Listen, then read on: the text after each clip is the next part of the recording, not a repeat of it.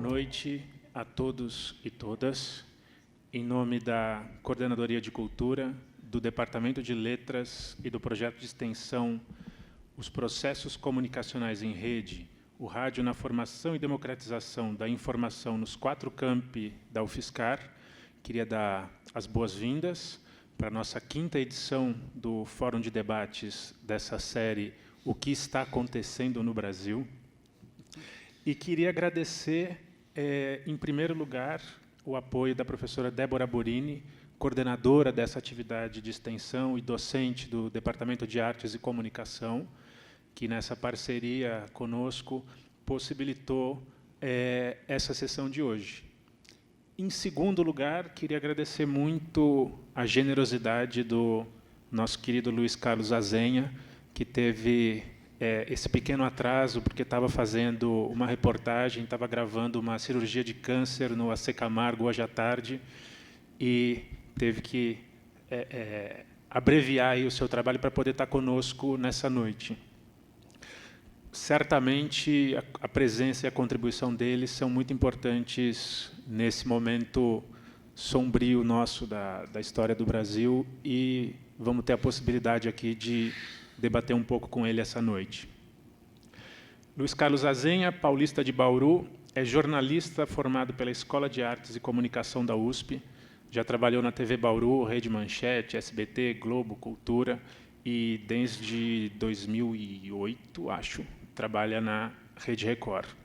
O Azenha é detentor de 2 prêmios Vladimir Herzog, um obtido no começo da carreira, em 1982, com a reportagem Jovem Boia Fria, produzida na TV Bauru, e, em 2008, pela reportagem Luta na Terra de Macunaíma.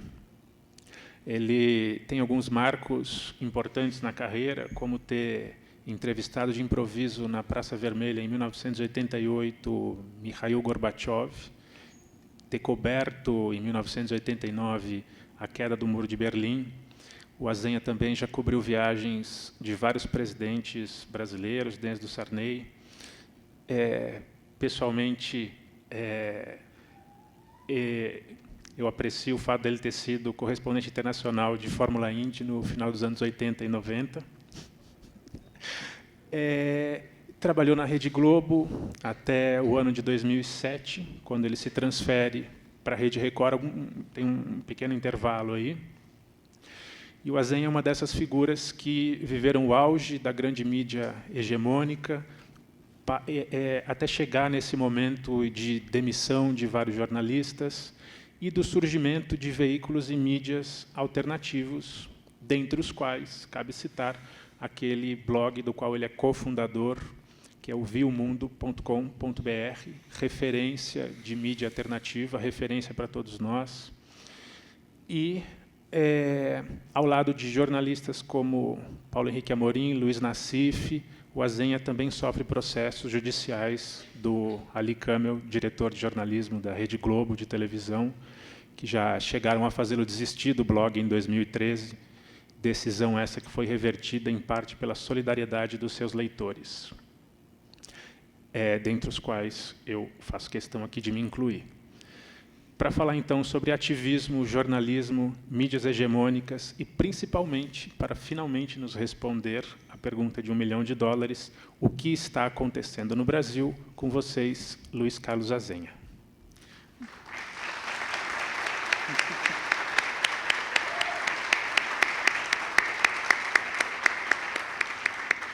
Então é você, professor, que me lê, é?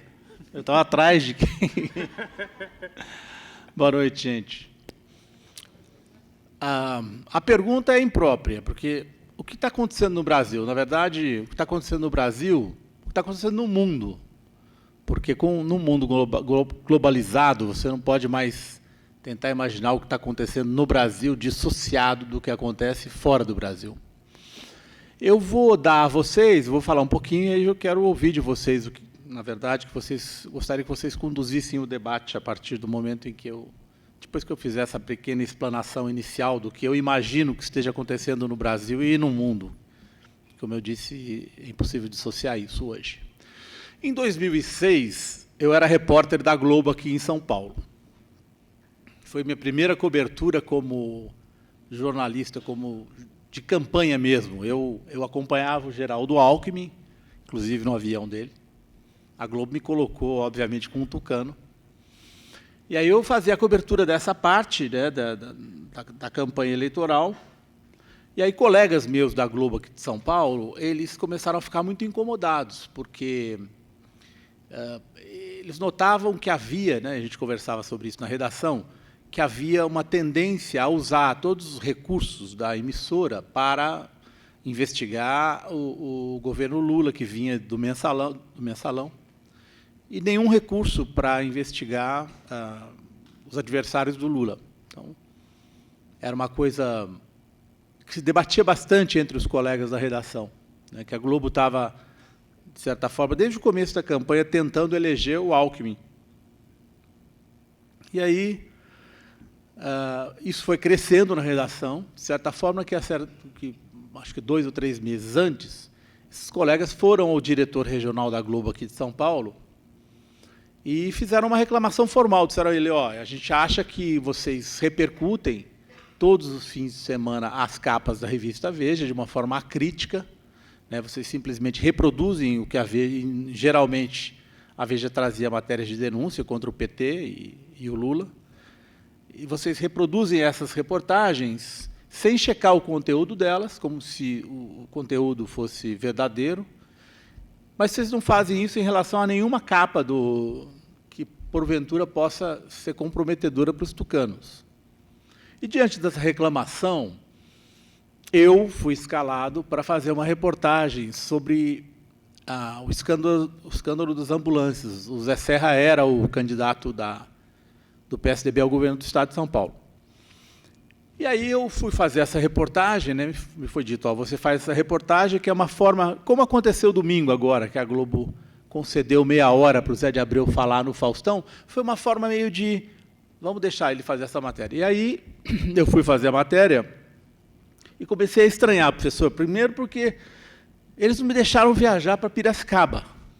Era preciso viajar de São Paulo a Piracicaba, porque esse escândalo das ambulâncias tinha a ver com um prefeito, eu não me lembro o nome dele agora, mas era um prefeito de Piracicaba que tinha sido assessor, ou próximo do Zé Serra. Aliás, ele tinha sido ministro da Saúde, substituindo o Zé Serra. E aí eu falei, como que eu vou fazer uma reportagem sobre isso? Se eu não posso usar um carro para ir para Piracicaba. E aí, um editor, que depois foi demitido, que é o Marco Aurélio Melo, e uma produtora, que hoje trabalha nos sindicatos bancários, ela decidiu, como eu, sair da Globo em função disso e de outras situações, a Cecília Negrão, ela falou, vamos fazer de qualquer jeito, vamos fazer por telefone. Então, nós fizemos toda uma apuração por telefone, e o único dado relevante que tinha na matéria é que a gente conseguiu confirmar, né, o escândalo das ambulâncias, eu não sei se vocês têm intimidade com o que aconteceu, eram ambulâncias que o Ministério da Saúde comprava, elas eram superfaturadas e depois eram entregues a prefeituras do Brasil todo. Esse escândalo foi atribuído, enquanto ele estava, nessa época, o ministro da Saúde do PT, se não me engano, era o Humberto Costa. Enfim, o escândalo foi atribuído ao governo Lula. Mas, na verdade, com o andamento das denúncias, descobriu-se que, na verdade, ele tinha tido origem quando o Serra era o ministro da Saúde, portanto, poderia comprometê-lo. E o dado essencial que a gente apurou nessa reportagem é que, das 800 ambulâncias que haviam sido entregues e superfaturadas, 70% tinham sido entregues no governo do Fernando Henrique Cardoso, que a Globo, na época, chamava de o governo anterior. A Globo nunca falava o governo do PSDB, né? Essa era uma das coisas que incomodavam os colegas, e eu também. A Globo não falava o governo do Fernando Henrique, era sempre o governo anterior. E aí a gente descobriu, a gente confirmou esse dado, e esse era o dado, vamos dizer que era o dado essencial da reportagem. E aí a gente acabou, e a reportagem foi para o Rio, e aí era uma quinta-feira, olha, vai na sexta-feira no Jornal Nacional, não foi. Aí a gente imaginou, vai entrar sábado, reportagem, é um dia de menor audiência, talvez eles façam essa concessão. Não entrou no sábado, fomos conversar com a diretora, não, está tudo certo para ela entrar, não entrou na segunda, nem terça, nem quarta, nem quinta, enfim, a matéria foi engavetada. Eu conto essa historinha para vocês, como se vocês precisassem de uma confirmação disso, mas, enfim, para demonstrar claramente que a mídia no Brasil tem lado. Quer dizer, hoje, uma coisa que a gente tinha percepção clara já em 2005, 2004, né, com a clareza, a percepção se generalizou de que a mídia tem lado no Brasil. Mais do que isso, hoje, ela já não se conforma apenas em omitir, distorcer, manipular a informação. Hoje, ela é o partido da oposição no Brasil. E ela tem um ativismo pelo impeachment da Dilma hoje, que vocês que acompanham o noticiário mais de perto devem ter visto o fosso que se abriu entre a visão da imprensa internacional e a visão da mídia brasileira em relação ao impeachment. É um negócio inacreditável, né? Se vocês têm acompanhado as manchetes que vêm de fora e o que acontece dentro do Brasil, aí a gente tem que parar e se perguntar por que a mídia assumiu, né, nesse momento histórico, um papel tão importante na promoção do impeachment. Isso não tem necessariamente a ver com o que está acontecendo dentro do Brasil, mas fora do Brasil também. Vocês têm acompanhado a questão dos limites da internet que se pretende estabelecer no Brasil. Essa é uma disputa que está acontecendo, especialmente nos Estados Unidos, mas, na verdade, ela no mundo todo que se dá, entre essas grandes empresas de comunicação. Então, de um lado, você tem os produtores de conteúdo, que são Netflix, essas grandes empresas de comunicação, o próprio Google, Facebook. E, do outro lado, você tem as grandes empresas de telecomunicação, essas que dominam a infraestrutura da internet, né? São as grandes telefônicas, na verdade, que caminham para ser os grandes mastodontes da economia mundial, porque nós estamos numa idade da informação, o fluxo da informação, a tecnologia está melhorando, está se simplificando cada vez mais. Então, de maneira que hoje, no celular, a gente já vê futebol pelo celular, e, crescentemente, a gente vai fazer praticamente tudo via celular. Então, existe essa grande batalha, de um lado, entre produtoras de conteúdo, HBO, Netflix, principalmente, o Google está desse lado também, e as telefônicas do outro, né? Vocês conhecem o princípio da neutralidade da rede? Alguém não conhece aqui? Eu vou tentar explicar brevemente. O que é a neutralidade da rede, neutralidade da internet? É um princípio antigo já, que se estabeleceu, na verdade, no desenvolvimento das empresas de telecomunicações lá atrás, na época do telefone, na época do telegrama já, né? Já se aplicava esse princípio, que é o seguinte: se você vai a uma agência vamos dizer, nos Estados Unidos, lá, uma agência de correios, lá atrás, na época dos telegramas, se você mandasse um telegrama, a empresa que fazia que tinha a infraestrutura do telegrama, ela não podia atrasar o seu telegrama em relação do telegrama da outra pessoa. Ela tinha que ser neutra. E isso tem implicações comerciais muito importantes, né? Inclusive, ela não poderia priorizar a sua ligação telefônica em relação a uma outra ligação telefônica. Então, vamos que você tem uma informação essencial. Pega o telefone e vai passar essa informação, e você está competindo com uma outra pessoa que tem a mesma informação, ela não pode falar assim, não, a sua ligação tem prioridade sobre a outra dentro dos cabos, a transmissão de cabos. Então, para vocês entenderem melhor o significado econômico disso, vou usar uma coisa que está muito em discussão nos Estados Unidos hoje. Todas as transações das bolsas de valores são feitas por um computador, né? Acabou aquela história do cara levantar a mão dentro do pregão, etc. e tal, tudo por computador. Esses supercomputadores estão em posições distintas nos Estados Unidos, principalmente os que fazem as negociações da Bolsa de Valores de Nova York, da Bolsa de Chicago, eles estão em posições distintas. Já tem gente tirando proveito do fato de que existe uma nanovantagem, microvantagem de uma fração de segundos entre esses diferentes nodes. Então, se você usa um determinado caminho, você compra a ação eletronicamente mais rápido do que usa o outro. Isso tem um significado Para a economia capitalista, inacreditável. Então, o princípio da neutralidade para todas essas empresas de comunicação é baseado nisso. Você não pode oferecer vantagem, né? Isso se aplicou também à internet. Qual é o problema de você não ter neutralidade na rede, na internet? É que uma empresa telefônica ela pode falar assim, o site do Azenha ele vai andar devagarinho. Eu não vou abrir o site dele tão rápido quanto o da Globo. A Globo me dá uma grana, o site dela vai andar muito mais rápido, muito mais gente vai ler o site da Globo, e o site do Azenha morrer de inanição, porque é tão lento para entrar, para viajar dentro dos... Então, esse é o princípio básico da neutralidade da rede. É impedir que as grandes empresas de telecomunicação, no Brasil, NET, Oi, Vivo e outras, claro, nem sei mais quais são, mas, enfim, essas todas, que elas consigam fazer com que alguns pacotes de dados andem mais rápido e outros menos rápido. Por que elas querem fazer com que esses conteúdos andem de forma diferenciada? Porque eles querem fazer dinheiro em cima. Então, hoje, você já tem empresas que falam assim, por exemplo, na internet, aqui tem não sei se vocês têm... enfim, se você tem um pacote na internet e ele tem um limite, ele passa... né, se é limitado, no celular é legal a limitação.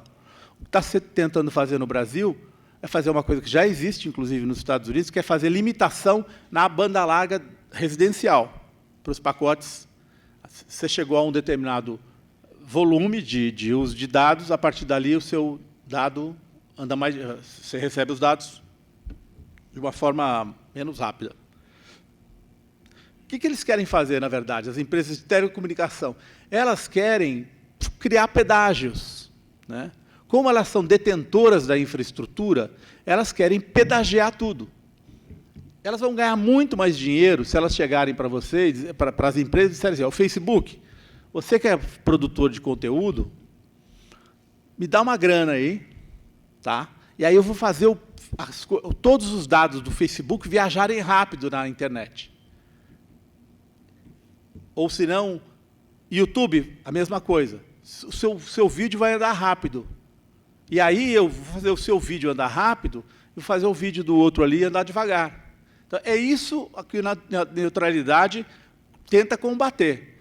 Porém, para as empresas de telecomunicações, é super vantajoso estabelecer pedágios. Porque com os pedágios eles vão ganhar. Primeiro, eles vão oferecer, eles vão poder forçar as pessoas a comprarem pacotes para andar mais rápido. Segundo, para esses grandes clientes, eles vão oferecer vantagens relacionadas a pagamentos, que esses grandes clientes vão fazer. Então, nós estamos, na verdade, vivendo uma janela que a internet abriu de igualdade entre o Rodrigo Viana, que tem um investimento de 100 mil reais no blog dele, e a Globo, que tem bilhões investidos. Abriu-se uma janela por um período de igualdade, mas o que as empresas de telecomunicações estão tentando fazer é fechar essa janela de igualdade e fazer com que os dados trafeguem com... né? Hoje já existe, por exemplo, pacote nos Estados Unidos em que eles falam, eu não vou contar o dado que você está usando se você estiver no Facebook ou se você estiver usando o WhatsApp. Isso aí não conta para o seu pacote. Então, já são vantagens comerciais que eles estão tentando estabelecer dentro do tráfego da internet. Para empresas como a NET, por exemplo, que outra vantagem ela poderia oferecer se ela pudesse regulamentar, se ficasse ao arbítrio dela decidir o que anda rápido e o que anda devagar? Ela iria, obviamente, dar vantagem para a programação da Globo. Então, a NET olha, vai andar rápido aqui, os programas da Globo vão andar rápido e os programas da Record e das outras emissoras vão andar devagar. Então, tem várias nuances comerciais dessa mega disputa que está acontecendo. As empresas de mídia tradicionais estão morrendo em função muito dessa transformação que está acontecendo. Por quê? Vamos colocar Netflix e Globo hoje, né? Netflix é um dos maiores competidores da Globo hoje no mundo. Não é só da Globo, né? Estou dizendo a Globo. Netflix vai matar a TV a cabo.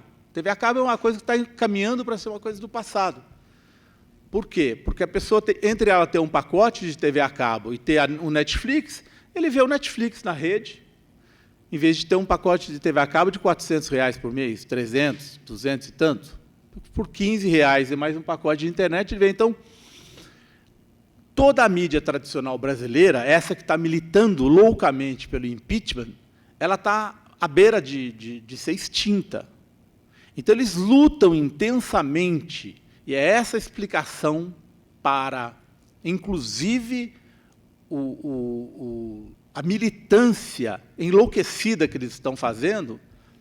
Eles precisam da captura do Estado brasileiro a qualquer custo. Não é só para derrubar o PT. Eles precisam capturar o Estado brasileiro agora, já, porque eles precisam.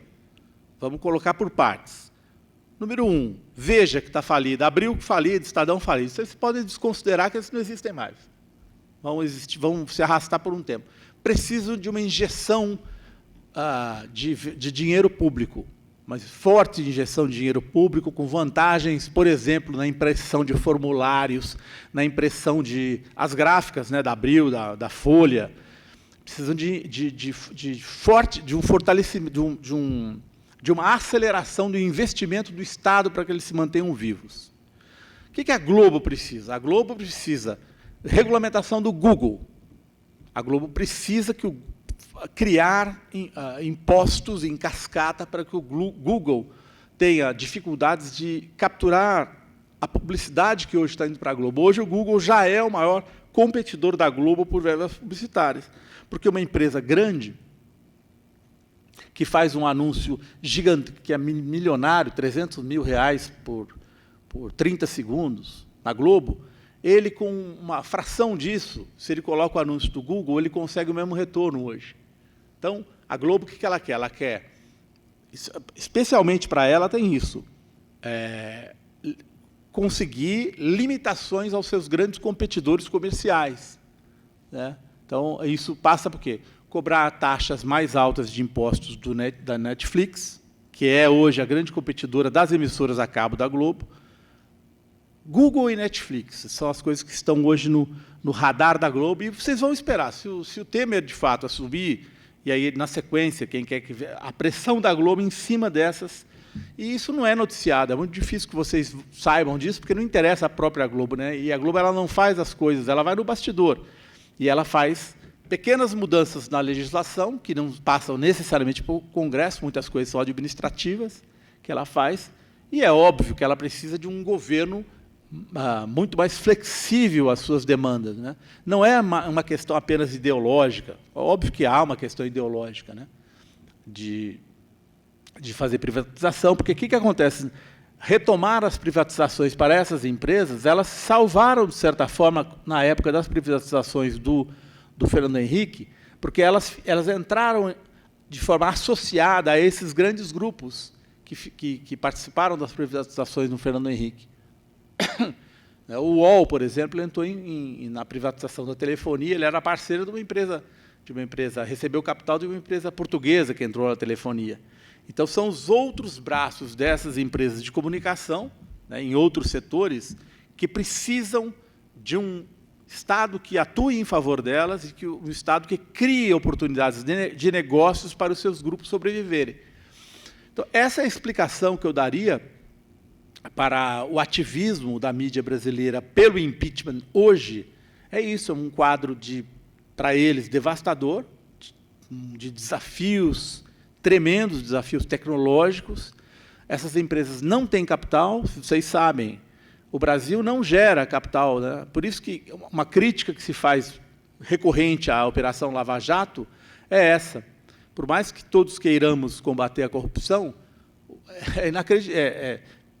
você precisa ser muito ingênuo para acreditar que a acumulação de capital que se dá dentro do Brasil seja suficiente para você competir com, quer dizer, que a Odebrecht, sem corrupção, que ela possa competir com a empresa americana lá, que tem corrupção lá também, recebe favores do Pentágono, etc. E tal. Quer dizer, é absurda a ideia de que você... E essas empresas, elas não têm...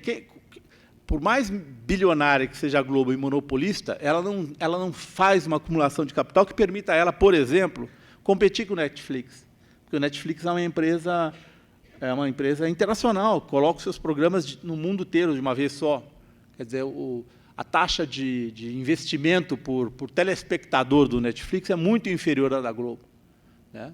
Se você for nacionalista, de fato, nesse momento, você tem que defender a Globo. É verdade. Se você for nacionalista à moda antiga, né, o problema é que eles mesmos só são nacionalistas quando o interesse deles está em jogo. Então, é nesse quadro, eu acho que o que está acontecendo no Brasil hoje, do ponto de vista da mídia, professor, tem relação com esse desafio que as empresas de comunicação no Brasil estão vivendo. Elas não estão nessa só por uma questão ideológica ou de condenação a Dilma, não, elas estão nessa porque elas veem oportunidades de negócios muito mais interessantes, né? Num governo Temer ou num governo vai ser um governo parte tucano. Então, acho que é o quadro em que se dá o que a gente está vivendo nesse momento. Azenha, num momentinho aqui da sua fala, você disse, se o Temer realmente assumir, você tem alguma dúvida? Você acha que esse jogo já está jogado ou ainda não?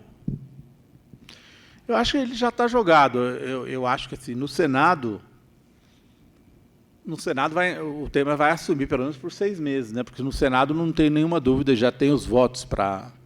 Isso é muito curioso, porque o mérito vai ser apreciado depois desse julgamento que dura 6 meses, e o relator escolhido é o Anastasia, é um cara que é o recordista de pedaladas. Então, assim, tem coisas, né? Mas eu não vejo, de outra parte, eu não vejo o momento como extremamente negativo, não. Eu acho que tem algumas coisas positivas que a gente pode tirar disso. Primeiro, aquele 17 de abril foi muito importante, foi muito educativo, porque o show de horror foi tão grande e foi um contato que os brasileiros de todas as partes do Brasil eles não tinham tido um contato com a sua representação parlamentar, da maneira como... Quer dizer, se foi um choque para os jornalistas estrangeiros que moram aqui no Brasil, eu imagino, eu não sei, eu fiquei chocado, eu passei mal quase naquela noite. Que foi E agora que eu estou fazendo uma série de reportagens sobre os eleitores daquela noite, então, hoje mesmo eu encomendei a um colega que fosse... Porque isso é uma coisa comum no Brasil, mas só você vendo para você constatar, né? Eu recomendei a um colega hoje, que está me ajudando numa matéria, que fosse até a sede de uma empresa em São Paulo, que supostamente é uma gráfica. E um desses deputados que votaram lá gritando que estava em defesa da família, da corrupção, contra a corrupção, etc. e tal, ele encomenda todas as suas... Vocês sabem que os deputados eles têm uma cota mensal que eles podem usar para impressão, uma outra cota, 4, 5 mil reais por mês, que eles podem usar para publicidade, etc. e tal. A gente foi à gráfica, e a gráfica não existe. E essa gráfica está emitindo notas para que esse deputado... Muito embora a gente já soubesse disso, é chocante você fazer a comparação entre os discursos e a prática desses caras, né? É chocante, é depressivo também. Mas, de qualquer maneira, acho que sim. Nós tivemos situações ao longo desses anos, que desde 2013, pelo menos, que eu acho que são positivas, que a gente não deve olhar para esse processo apenas de uma forma negativa. Por exemplo, 2013, que muitas pessoas criticaram, tal. Tem gente que acha que foi uma ação que veio de fora para fazer com que aquelas... Eu acho que, na verdade, se você olhar historicamente de longo prazo, 2013 foi a expressão do rompimento daquele velho pacto das elites no Brasil. Que tenha se dado pela direita pode entristecer algumas pessoas, mas o fato é que as ruas nunca comandaram um processo político no Brasil. O processo político brasileiro, historicamente, tem um livro clássico do Raimundo Fauro, que é um pacto de elites, né, a chamada modernização conservadora, que domina a política brasileira. Então, houve um certo rompimento a partir de 2013.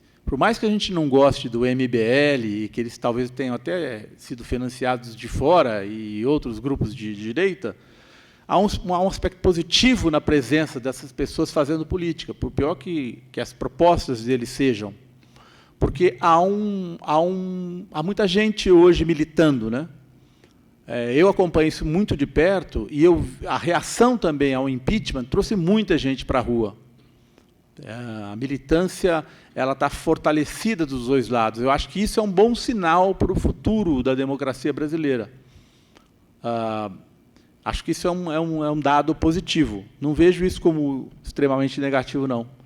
Eu acho que nós podemos estar num patamar de mudanças em termos de militância, né? Porque, mesmo olhando o PT, o PT é um partido do pedaço do Lula. Olhem a história do PT ao longo desses anos todos. O Lula ele destruiu, por exemplo, ele destruiu o PT do Rio de Janeiro para fazer acordo com a turma que agora está acabando com a Dilma. Mas é óbvio que ele fez isso. Ele destruiu o PT do Rio e entregou o PT do Rio todinho ao PMDB. Paes, Cabral, o presidente da Assembleia Legislativa, que é o mais bandido deles, mas me fugiu o nome dele agora, Pisciani. Eu fiz algumas investigações sobre esses caras. Quer dizer, o Eduardo Cunha ele não está fora, ele não é um ponto fora da curva, como as pessoas imaginam, não. Né? Cunha, Paes, Pisciani e Cabral, eles estão mais ou menos no mesmo patamar. Né? É que de alguns se descobriu mais do que de outros. Mas é um grupo que tem interesses comuns, também tem interesses distintos no Rio.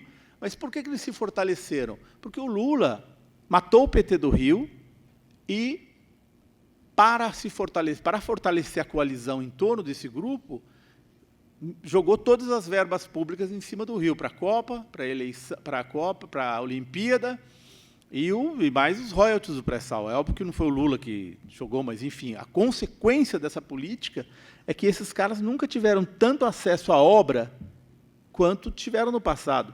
Isso fortaleceu enormemente esse grupo no Rio de Janeiro. E é um grupo que há muito a descobrir. Quer dizer, não se descobre porque não existe imprensa praticamente no Rio independente. Você tem a Globo, que faz o quê? Ela investiga só quem interessa investigar.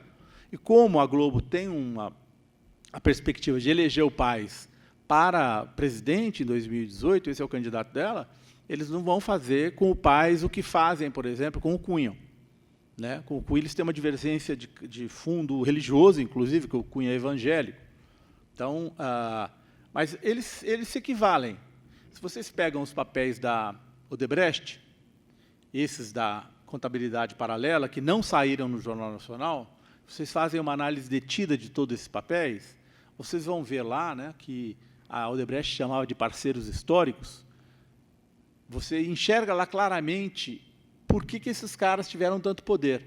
O Cunha, só num ano de eleição, em 2010, ele recebeu 5 milhões da Odebrecht, que não eram para ele, era para os partidos aliados. Então, ele pegou 5 milhões da Odebrecht, que passaram por ele, e esse dinheiro foi colocado no PSC, no PR, que são dois partidos da... Então, ele montou esse grupo dele, de 150, 200 deputados que ele tem hoje, em cima da corrupção, mas dessas empresas que tinham que investir muita grana. Né? Então, mesmo que indiretamente, a força que o Lula deu para esse grupo foi incrível. O Paes é outro. Se pega a contabilidade paralela, está lá. O dinheiro, o nome do Paes, né? Tantos milhões, Paes. Só que o Paes nem era candidato naquele ano. Aquele dinheiro passou para ele entregar... Então, eles fortaleciam os seus grupos. Né? Por exemplo, a eleição municipal, o Paes recebeu mais dinheiro que os candidatos a prefeito, porque o dinheiro passava por ele, para ele distribuir. Então, as panelinhas foram fortalecidas nesse processo.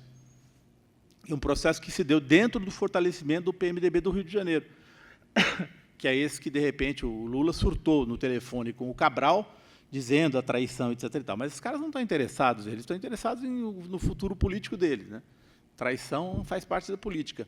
Então, você perguntou, né, voltando à sua pergunta, se está dado, eu acho que está dado o impeachment, porque os votos para aprovação existem, para aprovação não, para abertura do processo. Depois você precisa de 2/3 para aprovação. Mas vocês se lembrem que o Temer, tendo assumido por 6 meses, que acontece assim que for aberto o processo no Senado, aí ele tem tudo na mão para fazer a maioria de 2/3. Porque aí ele tem o governo na mão, ele tem a caneta.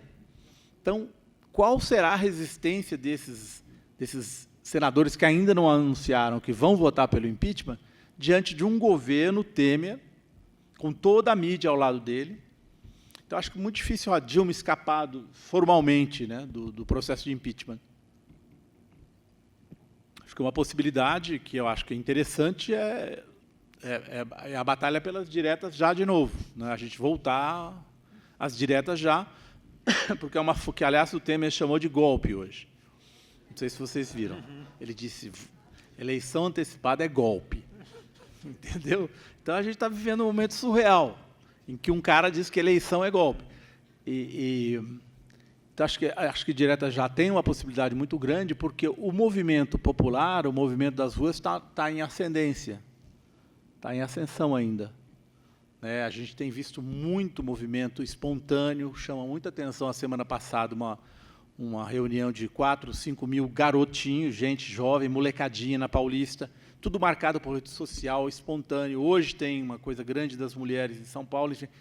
Eu acho que isso está né, quem acompanha processo político sabe que é uma coisa que vai acumulando força, vai levando tempo e tal. E dá para ver com clareza que está amadurecendo um movimento muito forte de massas, cujo ponto alto talvez seja o 1º de maio.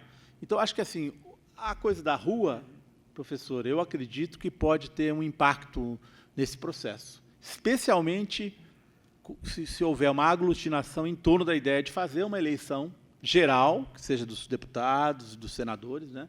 A grande resistência é que isso teria que passar pelo Congresso. Então, com o Cunha de presidente da Câmara, isso não passa, né? E como o Supremo Tribunal Federal não se manifesta sobre o afastamento do Cunha, é pouco provável que passe com o Cunha, né, de presidente da Câmara. Qual que é a tua percepção sobre o papel do Supremo? Por que não se julgam os processos do Cunha, e qual você imagina que vai ser o papel do Supremo daqui para frente? O Supremo tem ritos, e todos, né? Tem os seus ritos, as suas formalidades. Eu acho que o Supremo ficou muito tocado. Na verdade, é o seguinte: o Moro, ele fez uma jogada de mestre, política de mestre com o Lula. Ele fez uma jogada, do ponto de vista dele, ele matou o Lula a pau, porque ele programou aquela condução coercitiva do Lula entre a casa e o aeroporto de Congonhas, quando ele já tinha decidido que haveria já tinha autorizado a escuta das conversas do Lula. Então, o que ele fez? Ele emputeceu o Lula e começou a gravar. Então, o Lula falou aquele monte de besteira que a gente sabe que não tem... que são conversas de bastidores, enfim, mas que tiveram um grande impacto na opinião pública, porque foram vendidas de uma determinada forma. E ali ele matou o Lula politicamente. Ali foi uma jogada de mestre do Moro. E ali, dentre as conversas, estavam aquelas do Lula falando a verdade. O Lula não falou nenhuma que o STF estava acoelhado, acovardado, etc. e tal. Esses caras, eles vivem numa esfera deles lá, né? Parece uma torre de marfim, né? E vocês não podem esquecer que também que esses caras, eles representam uma classe social, né? A solidariedade deles não está com... né? São caras conservadores, todos eles. E, mais uma vez, aqui a gente vê, olha as escolhas do Lula, né? São escolhas horríveis que o Lula fez para o Supremo Tribunal Federal. Eu diria até que foram irresponsáveis, né? Você vê a qualidade desses juristas que o Lula escolheu. Fux, cuja filha virou desembargadora com 35 anos. Quer dizer, esses caras são todos políticos, né? E o Lula fez escolhas terríveis quando ele estava no auge da sua popularidade. Ele poderia ter feito escolhas muito mais interessantes. Então, eu acho que revela outros erros do próprio PT aí na condução do governo, a formação do Supremo hoje. Eu, na verdade, não enxergo uma possibilidade, porque é o seguinte, o Supremo ele tem sido muito ativista quando se trata de apoiar o impeachment, vamos dizer assim. Isso tem sido muito ativista, né? Porque eles bloquearam a nomeação do Lula num momento crucial para Dilma.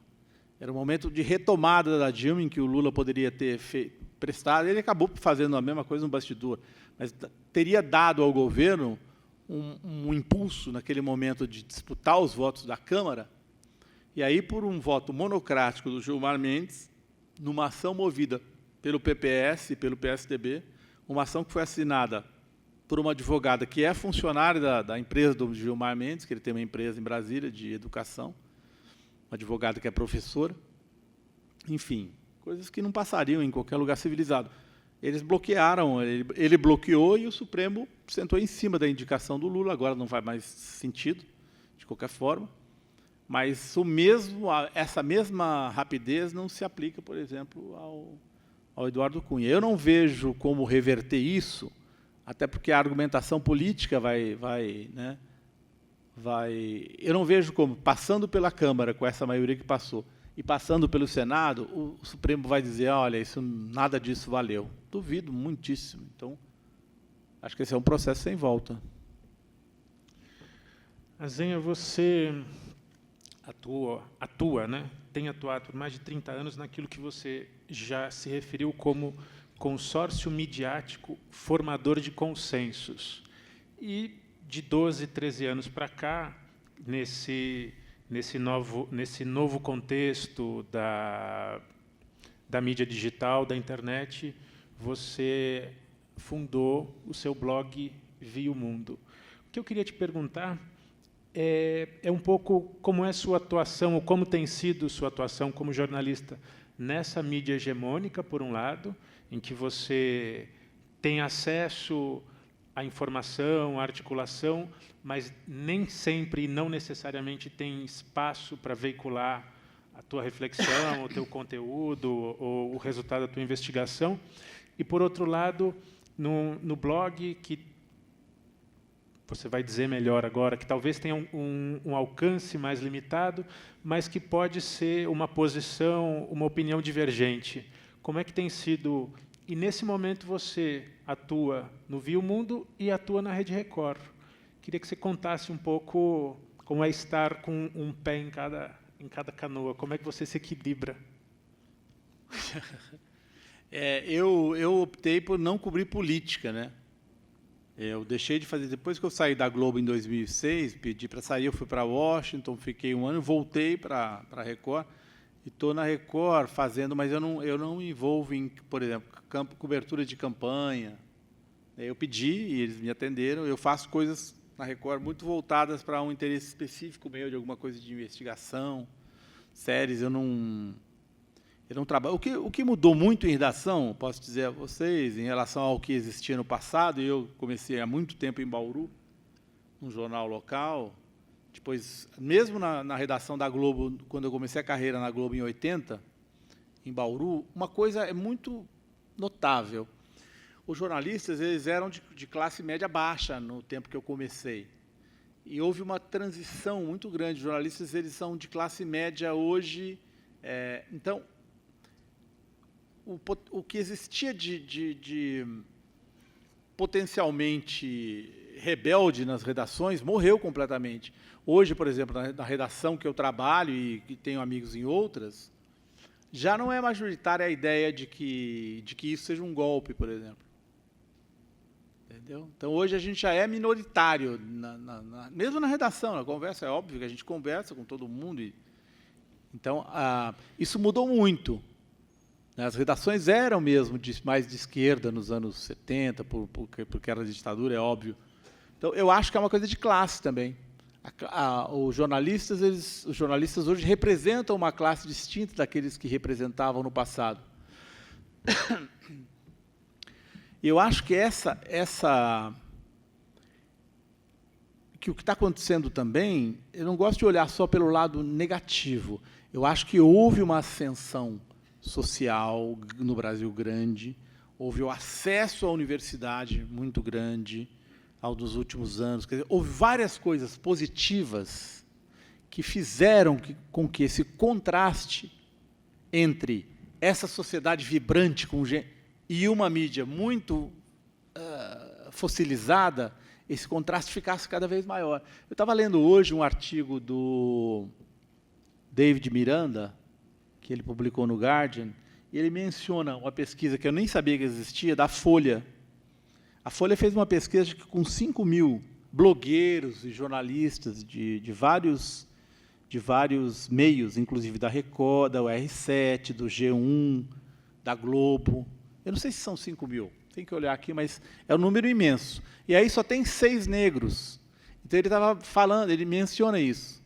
Quer dizer, de repente, numa sociedade que é majoritariamente negra, que é a brasileira, você tem um monte de gente militando, um fortalecimento desse campo de militância em defesa das mulheres e dos negros, enfim, dos indígenas. Você tem uma coisa efervescente, mas a mídia ela não acompanha isso.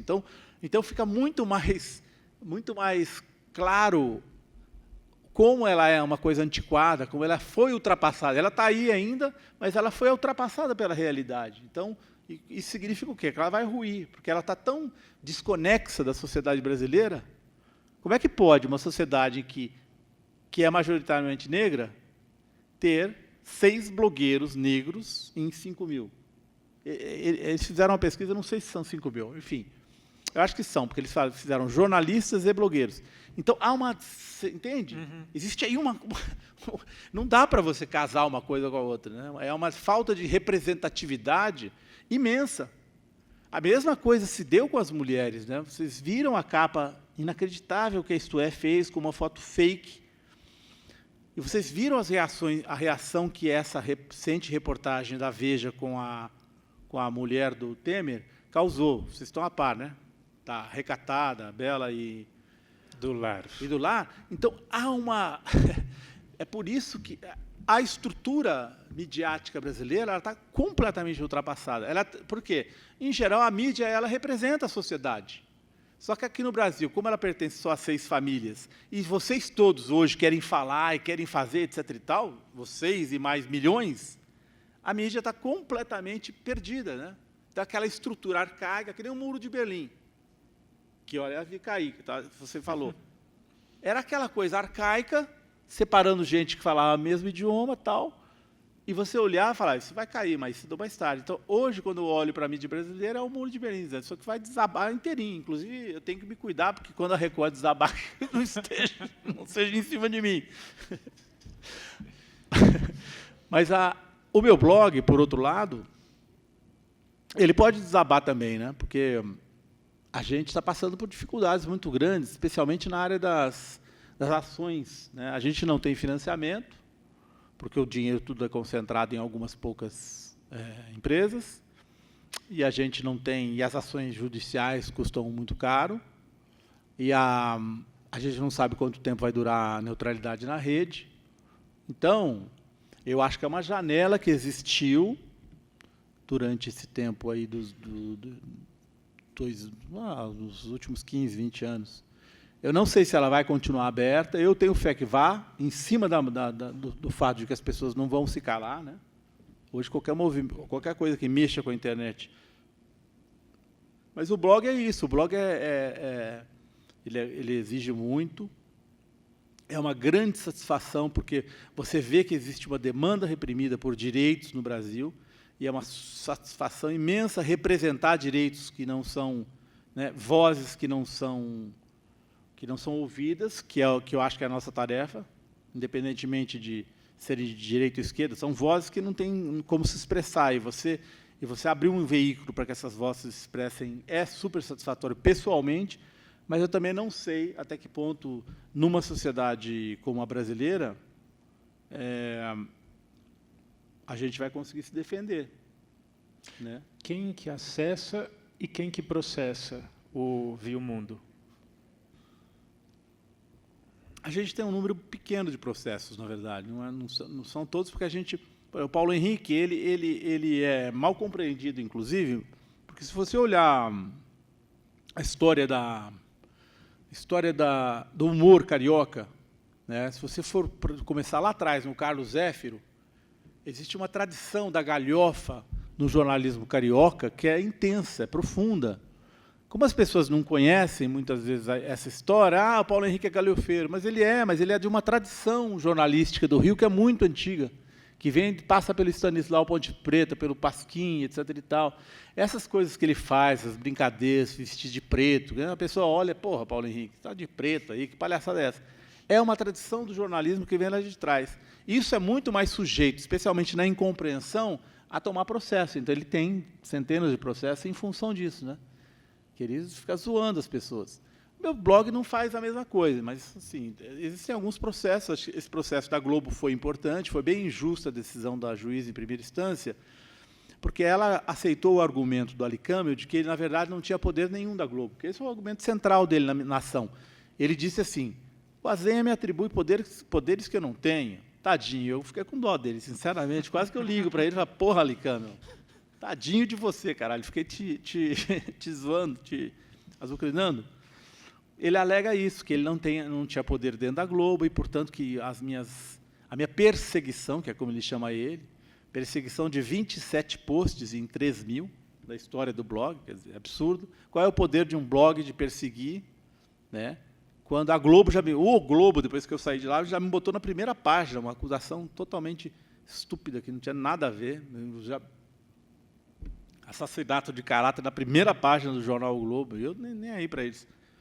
Então, foi absurdo. E acho que assim, ele não é pela questão financeira, não. Pesa também, mas é pela questão de você ver que a justiça... A gente sabe que no Rio de Janeiro a Globo não perde ação, raramente. Você, no Rio, primeira instância, e TJ do Rio, você ganhar da Globo lá, tem que suar. Então, você já sabe que você tem que empurrar para o STJ ou para o STF, que é a única saída de ganhar alguma ação em relação a eles. Então, essas ações, elas custam, né, financeiramente, especialmente,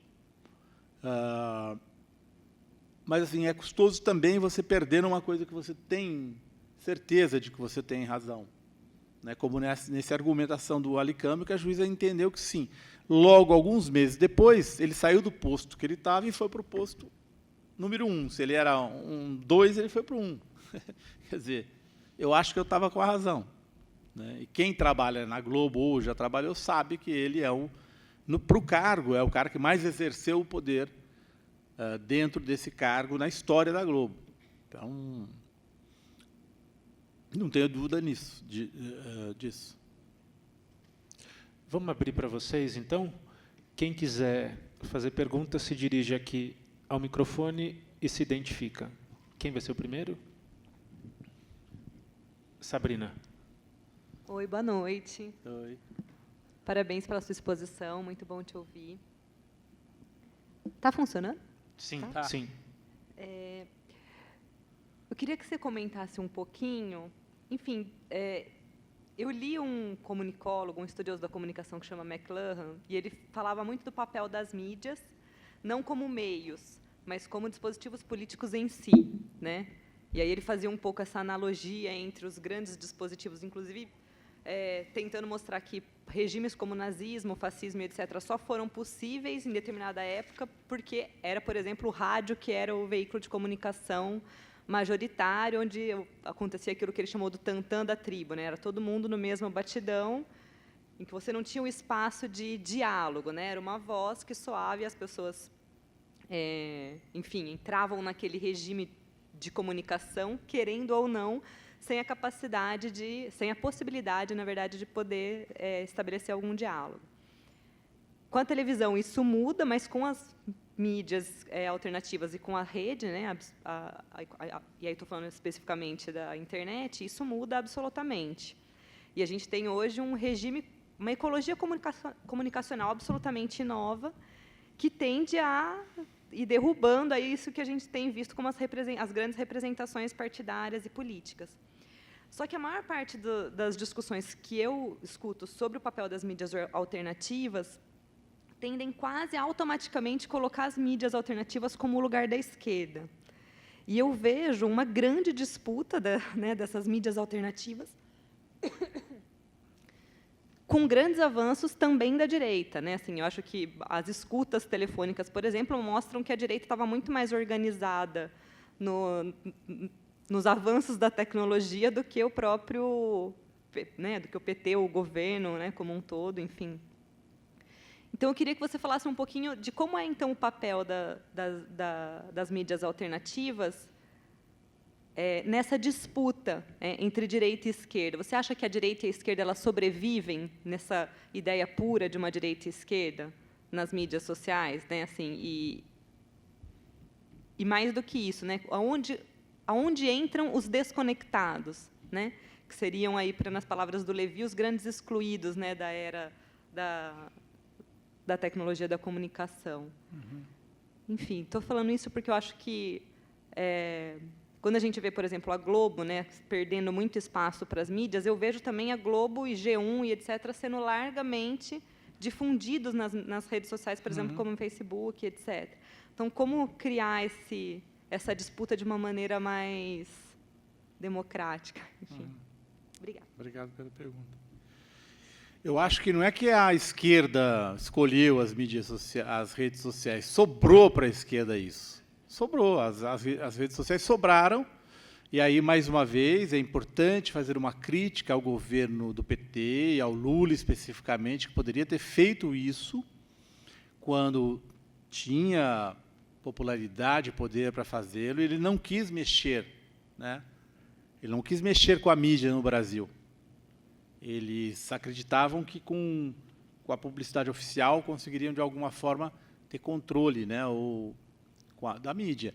Existe um episódio muito, muito significativo disso, que é quando o Requião, governador Requião do Paraná, ele se encontrou, ele era governador, ele se encontrou com o Zé Dirceu, quando o Zé Dirceu tinha na Casa Civil, falou: Zé Dirceu, é o seguinte, eu estou fazendo uma coisa bacana no Paraná, que a TVE, fazendo uma programação alternativa. Nós precisamos ter a nossa TV. O Dirceu falou: nós já temos a nossa TV. Como assim? Nós temos a Globo. Então, o Dirceu acreditava, esse diálogo me foi contado pelo próprio Requião. Então, eles acreditavam que a Globo era... E, ao longo do tempo, não houve nenhuma mudança legislativa ou nenhuma mudança feita pelo governo Lula em relação à mídia. Eu me lembro de um outro episódio, que era a primeira conferência de comunicação. O Lula queria dar uma certa credibilidade, então ele convenceu a família Saad a comparecer. A Globo não foi, os grandes meios não foram à primeira Conferência Nacional de Comunicação. E o Lula convenceu o Saad, só que ele convenceu o Saad a comparecer com um compromisso com o Saad de que eles teriam praticamente direito a veto das decisões finais, da formulação final da conferência. Então, muitos militantes ficaram frustrados, porque nos bastidores, os assessores do Lula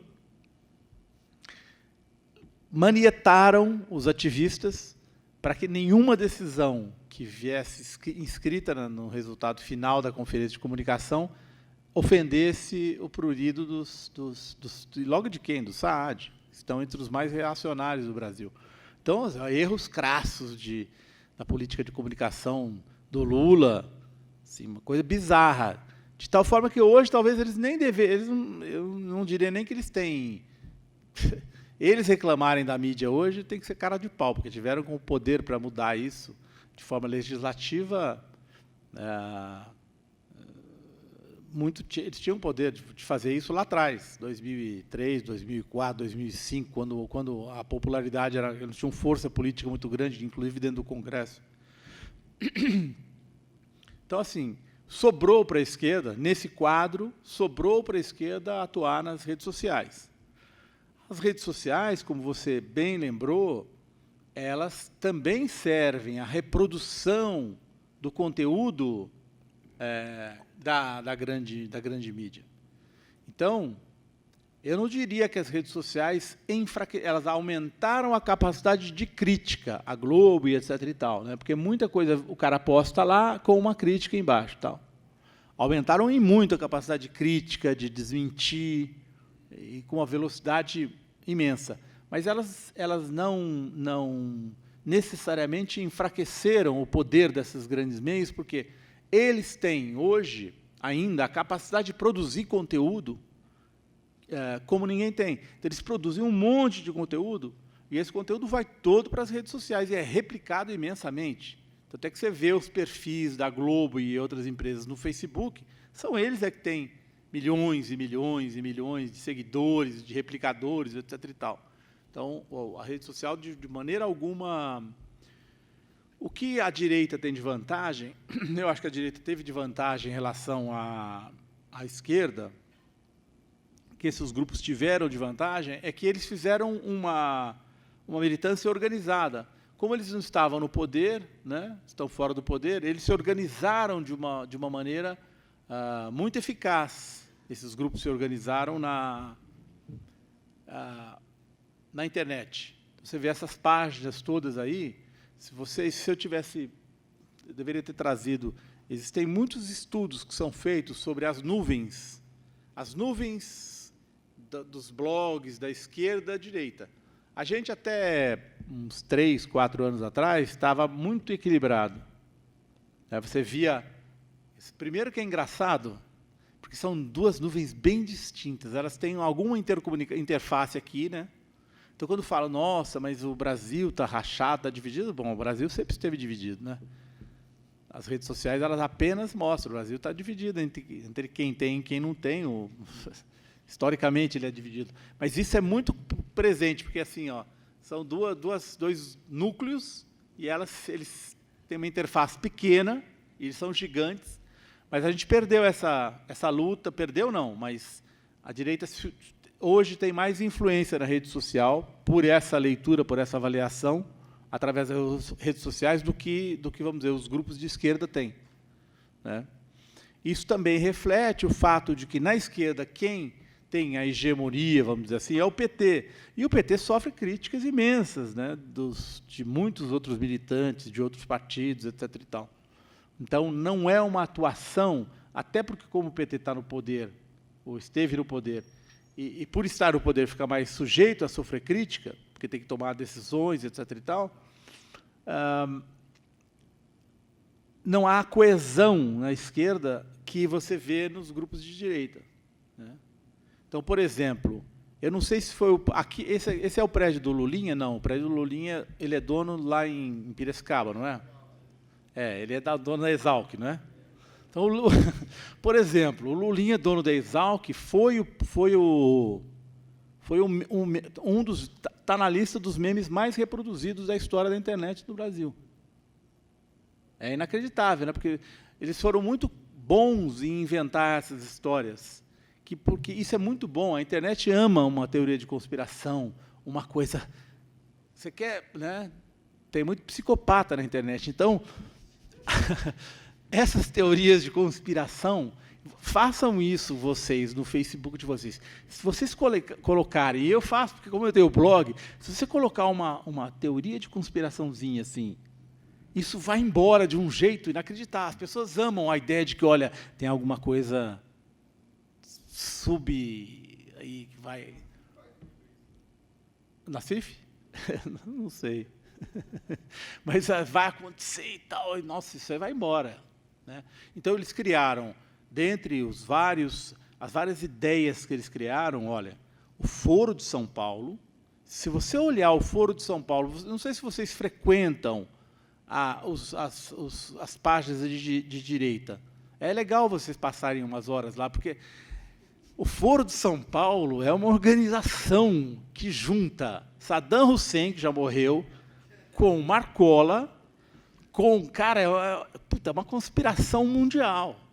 Satanás ingressou recentemente, Satanás não está, mas ele entrou agora. Então, mas eles criaram essas coisas que são atraentes. Então, o Foro de São Paulo é uma delas, O Lulinha é dono do prédio da Exalc, que é maravilhoso, né? Aquele castelo que eles puseram, esse aqui é do filho do Lula. Se você perguntar na rua quem é o dono da Friboi hoje, ainda, 80% das pessoas, Friboi é do filho do Lula. Não importa que não tenha base factual, basta você apresentar alguma coisa que vá ao encontro do preconceito que a pessoa tem, e isso vai embora. Né? Dilma, lésbica. Isso foi embora. Ela não é casada, então é lésbica. Pronto. Então, eles foram muito capazes, para mim, do ponto de vista jornalístico, é uma safadeza, né, óbvio. Mas eles foram muito capazes na articulação dessa mensagem que vinha ao encontro do preconceito que as pessoas tinham. Então, Bolsa Família, Bolsa Vagabundo. E o governo passou anos se defendendo, fazendo memes. Não, Bolsa Família, na verdade, quanto mais filhos, tem menos filhos as pessoas que são os usuários do Bolsa Família, os que estão inscritos no Bolsa Família, na verdade, as mulheres, elas têm menos filhos. Mas não, a direita ela criou uma série, e eu poderia elencar para vocês 20, né, Friboi, Lulinha, o Foro de São Paulo, que foram embora. Né? E o governo, tudo que teve que fazer era uma defesa, gastou o seu tempo não na ofensiva, sempre na defensiva em relação a todas essas histórias que foram criadas. Né? Ou vai para Cuba, o Brasil está financiando Cuba, o Brasil está financiando a Venezuela, está financiando governos ditatoriais. Enfim, vocês pesquisando, vocês vão ver esses que eu falei, e esse meme extraordinário do ponto de vista de disseminação, que é o da Exalc.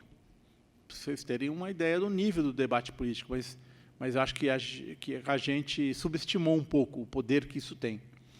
E aí o último ponto que você falou, que eu acho que é o mais importante de todos, é o seguinte: mesmo quando a gente fala direita e esquerda no Brasil, a gente está falando direita e esquerda, a gente está falando de um país subrepresentado.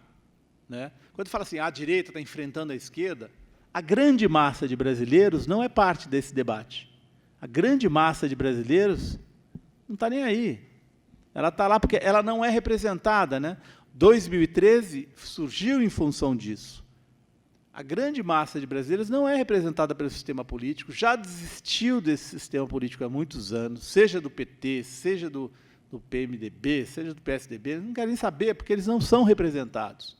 Porque o PT também reproduziu a mesma história, ele só vai lá, ele se afastou do movimento sociais, ele só vai lá na periferia, é igualzinho a história, na época da eleição. Como a gente sentiu, né, ao longo desses anos, que o PT só ia atrás dos movimentos sociais, como foi agora, no desespero. O resto é aquela famosa história do Brasil, das decisões que serão tomadas todas por conchavos de bastidores, como esse que eu acabei de narrar para vocês, do Lula conchavando com o Saad para dar um passa-moleque nos movimentos sociais, que é uma coisa que amigos meus próximos testemunharam e não acreditavam, que isso estivesse acontecendo numa conferência promovida pelo governo para fazer avançar a chamada democratização da mídia. Então, é importante ter isso que você disse, considerar isso. Né? A gente sempre... Eu viajo muito o Brasil. Então, a vantagem geográfica, assim, de você ir pessoalmente ver isso, é você constatar isso. Que, por mais que se debata nas redes sociais, e mesmo aqui entre direita e esquerda, eu diria que 80% dos brasileiros não se veem representados por esse sistema político que está aí. Né? E não estão nem aí com o debate político, para eles não fez nenhuma diferença, ou fez mínima diferença representar, ter o Lula ou a Dilma. Né? Eu acho que a questão central do Brasil, que fica mascarada por esse debate, que muitas vezes é falsa, é que 50% de todas as verbas do orçamento brasileiro vão para pagamento de juros. Então, a discussão anuais, né? Isso amarra o governo brasileiro. O Estado brasileiro foi capturado pelos bancos. Então, qual é a discussão? Temer e Dilma. Qual a discussão? O Temer, dos outros 50%, ele vai querer usar mais para fazer determinadas coisas. E a Dilma vai querer usar mais para programa social. Mas esse mais entre um e outro, a diferença é muito pequena. Então, a gente fica brigando em cima de uma diferença muito pequena entre programas sociais que o Temer vai cortar numa situação de crise internacional para favorecer os apaniguados dele com as obras que ele precisa construir para os caras ganharem dinheiro, e a Dilma que manterá, se ficar no governo, os programas sociais e tal. Só que, quando a gente fica nesse debate, é que nem o debate da Coca-Cola com a Pepsi. Você fica com a Pepsi e a Coca-Cola brigando, não, eu prefiro Pepsi e Coca-Cola, quando as duas são um veneno. E eu não estou dizendo que eles são venenos iguais, a Dilma e o Temer. Eu estou dizendo que o veneno verdadeiro está por trás desse debate aqui. O fato de que o Brasil gasta 50% do seu orçamento com o pagamento do principal ou de juros da dívida, de uma dívida pública que interessa aos bancos manter. Esse é o verdadeiro problema do Brasil, que nenhum dos dois vai resolver. Tanto que a Dilma não topou fazer, quando foi instada a fazer, ele poderia ter feito a auditoria da dívida pública brasileira. Ela pulou fora de fazer, porque ela não daria conta, politicamente, de bancar isso. Então, na verdade, a gente tem que ficar bem esperto para esse falso debate, né? Óbvio que existem diferenças grandes entre a Dilma e o Temer, mas a gente tem que ver esse debate, mas recuar para você perceber o que está por trás dele, e são interesses importantes que não entram na discussão. Nós temos perguntas da internet, que eu passo para a professora Débora. Esse debate está sendo transmitido e tem alguns dos espectadores que querem se manifestar, não é isso? Isso. Andréa Stelletti, ela pergunta, acho que já meio foi respondido, como despertar o interesse daqueles que não vão além de um post no Facebook ou um tweet por mais informação. E aí, emendar um pouco nessa pergunta da Andréa Stelletti, queria que ele comentasse um pouco o episódio Temendo pela Segurança do Eduardo Guimarães. Você lembra disso, 2013? Não. Em que você declarou que havia, você até repetiu isso agora, havia muitos psicopatas soltos por aí. A internet é um meio poderosíssimo, capaz de incentivar as maiores loucuras. Você poderia comentar um pouco sobre esse caso aí da lista que o Augusto Nunes ele soltou no blog? É uma lista que colocava uma lista fascista, né, que ele publicou. Será que foi talvez Augusto de Nunes ou brincadeira. foi o outro? Constantino. Constantino, exatamente. Vamos fazer um bloco, a gente já pega mais perguntas Pode e ser. depois... Eu preciso Então- anotar, então. Isso. Constantino.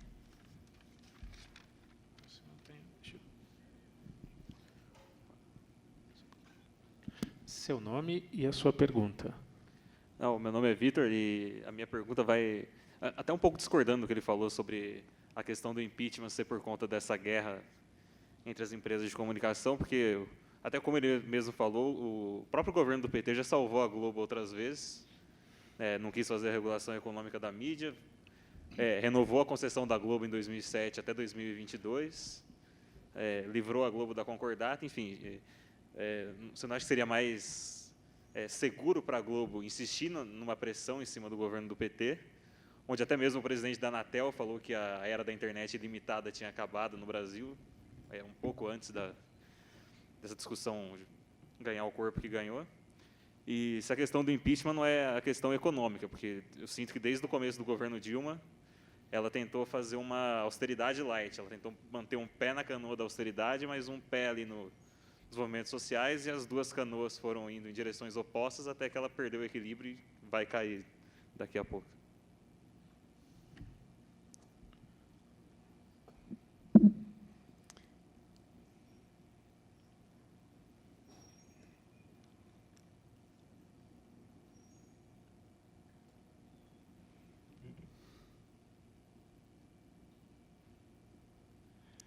Vou fazer?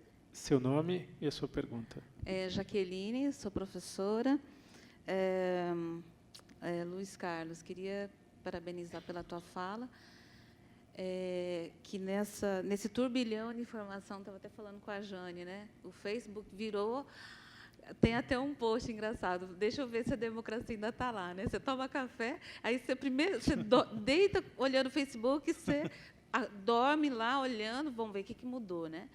Então, o Facebook acabou virando um instrumento, popularizou o debate, e você está vendo lá o que os jornais internacionais estão falando, coisa que antes a gente, né, não tinha muito, de ficar postando, estou em tal lugar e tal, virou o debate político, né? Então, acho que, enfim, bem ou mal, tá sendo isso, né?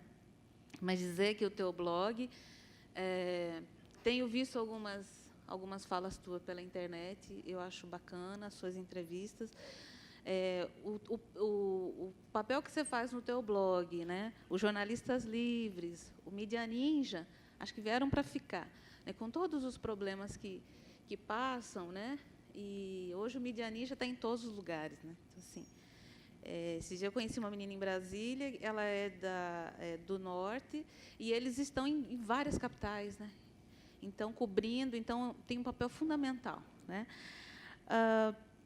Queria que você comentasse sobre o jornalista Paulo Moreira Leite. Ele escreveu o livro, né, A Outra História do Mensalão. E, nesse livro, ele fala um pouco do processo, do esvaziamento das provas, né, e fala que foi um processo extremamente político, né, e que a mídia cobriu exageradamente, né? E acho que você estava na Globo nesse período ainda, né? Estava. E, engraçado, eu estava fazendo as contas, o Mensalão começa 3 anos depois do governo Lula, né? Foi 2005, né? Foi. 3 anos depois. E o impeachment, essa coisa aí da Dilma, ela começa, passa um mandato da Dilma, e ela começa 1 ano depois esse debate forte, né? Sobre impeachment. Então, queria que você já falou, né? Mas, assim, em relação ao Mensalão, eu tenho muitas dúvidas, assim como acho que a maioria das pessoas. O que teve realmente? Porque a gente não sabe, né? E como foi presidido pelo Joaquim Barbosa, a gente tinha até receio, nós somos do movimento negro, de fazer a crítica, né? Não, mas porque é um juiz que a gente... Então, assim, se você fizesse alguma crítica, você era jogado pedra em você, porque você era do PT. Então, a gente não fazia a crítica porque ele era negro, porque era do movimento negro. Então, assim, queria que você falasse assim, o papel do Joaquim Barbosa. Ele entrou de gaiato ou ele realmente achou que, não sei, né, que teve crime, não teve crime, né? Estou terminando. E você acha que ali, no início do Mensalão, começa já um início para derrubar esse governo de esquerda, né? É isso. E com a reeleição da Dilma, isso foi, a direita, né, surtou, porque, enfim, perdeu, né, pela 4ª vez, né? Mas é isso. Obrigada, viu? Não vai ter golpe. Tá. Vamos... Como despertar interesse das pessoas para irem além? Eu acho que a coisa mais interessante que eu tenho visto em coberturas são os anarquistas na periferia de São Paulo, porque eles estão propondo uma forma de organização horizontal. A gente não sabe se isso no governo é possível, é difícil você reproduzir isso num governo, mas para um movimento social é uma coisa muito mais includente. Então, eles estão se dando muito bem. São todas essas organizações, todas as coisas mais relevantes que estão acontecendo na periferia de São Paulo hoje são organizadas pelos anarquistas. Às vezes, eles nem se apresentam assim. Mas, por exemplo, o movimento dos secundaristas, aquele que fechou as escolas, é toda a organização dos anarquistas, especialmente. A UBS, né, correu atrás, ela foi completamente atropelada. As instâncias, vamos dizer, as instituições de organização dos estudantes foram atropeladas pela organização horizontal dos anarquistas. Então, isso tá sendo uma coisa bem bacana que está acontecendo. Isso é bem legal, interessante de acompanhar.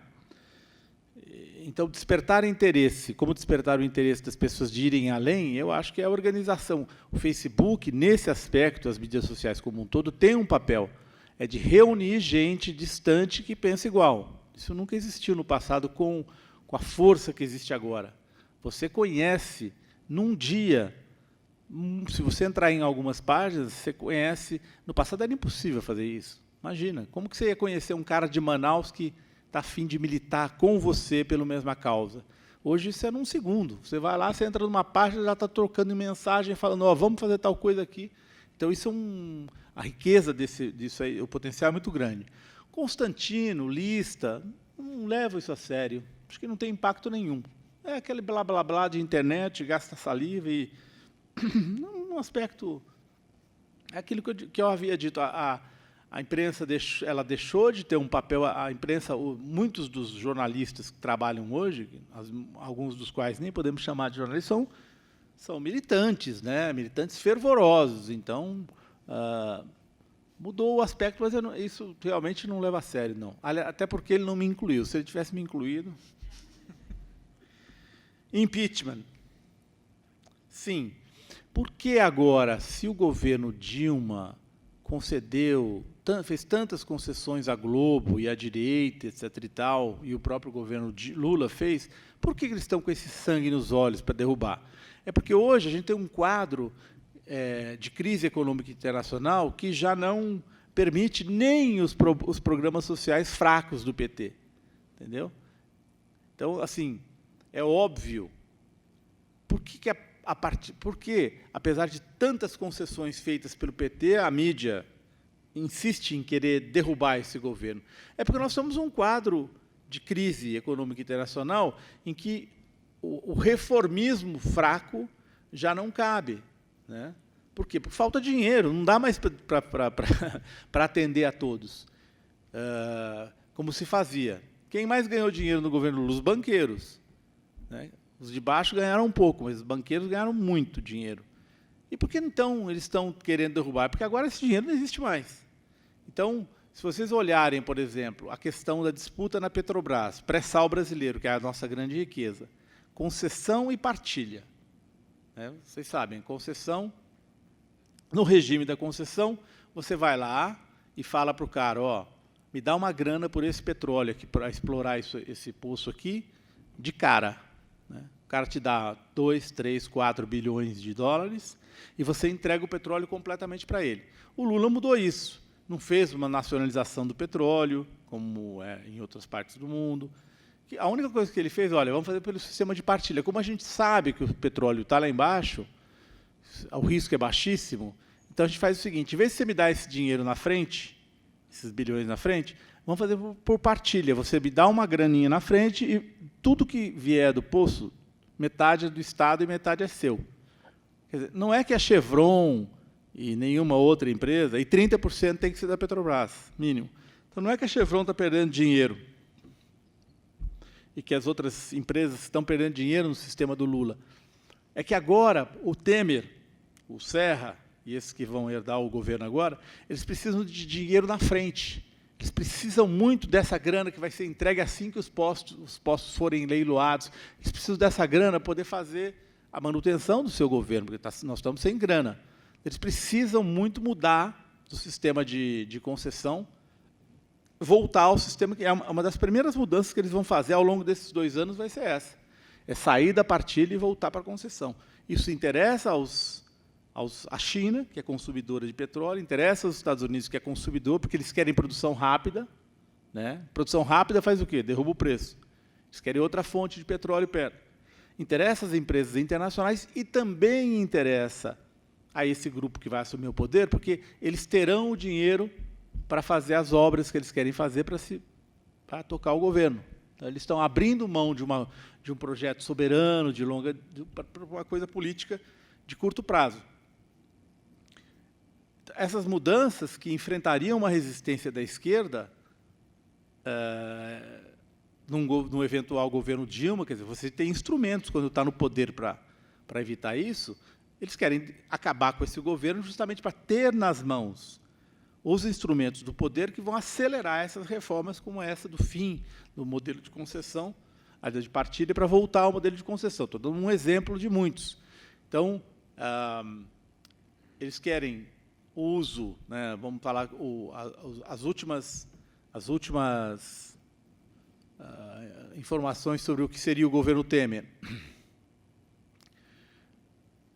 As igrejas estão querendo que não se pague, as igrejas evangélicas estão querendo que não se pague imposto sobre os prédios, né,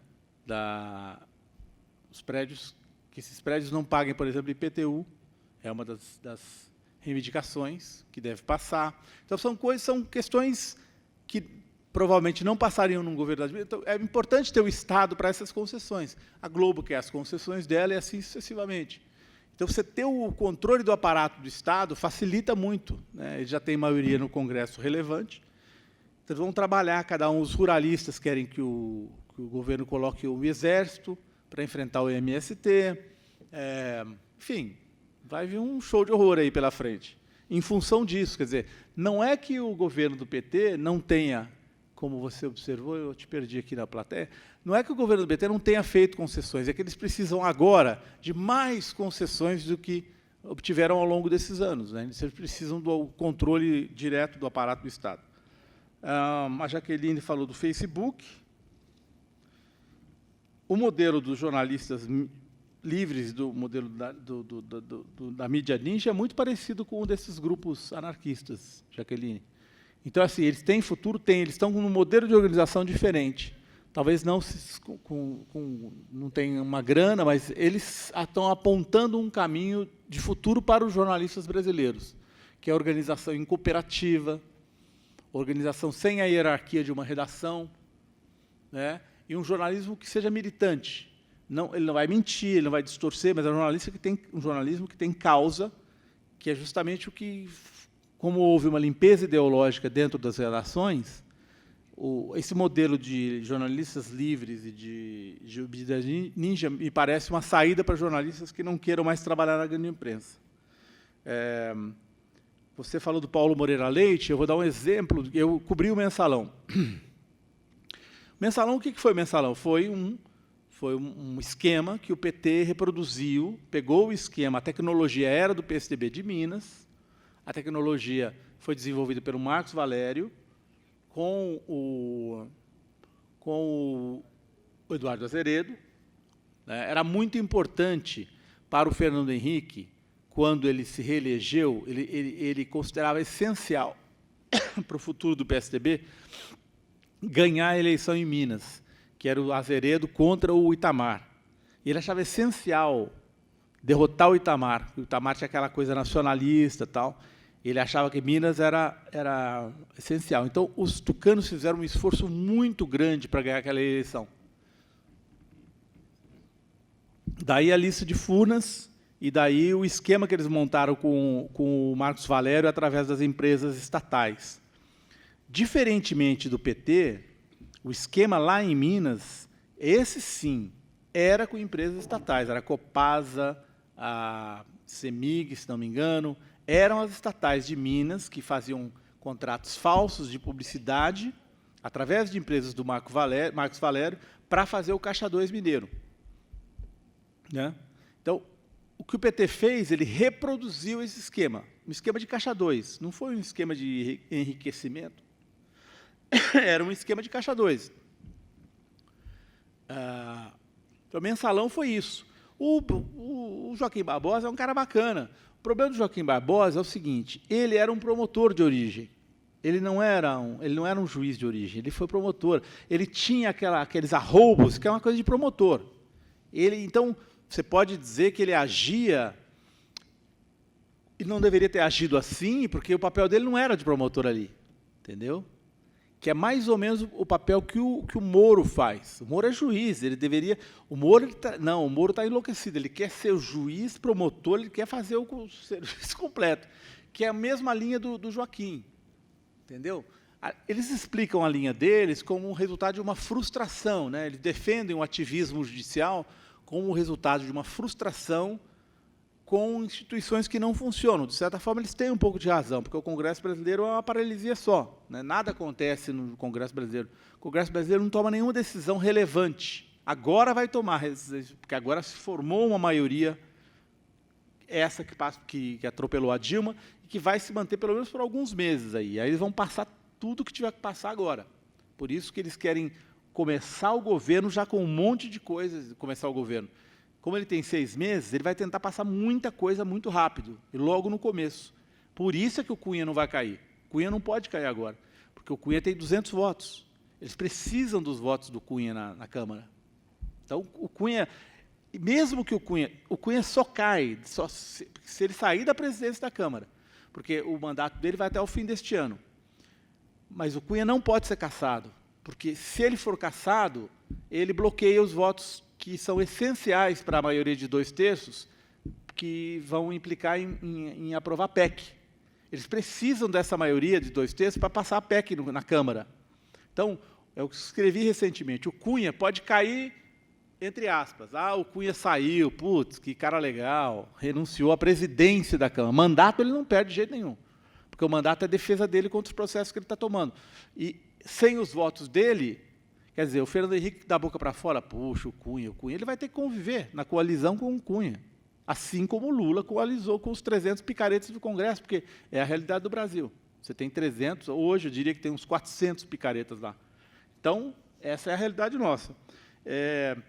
Eu ia contando do Mensalão, eu fiz uma reportagem no Mensalão, uma investigação sobre Caixa 2 do PT em Goiás. Quem fazia o Caixa 2 do PT lá era o irmão do Palocci, conhecido como o Paloção.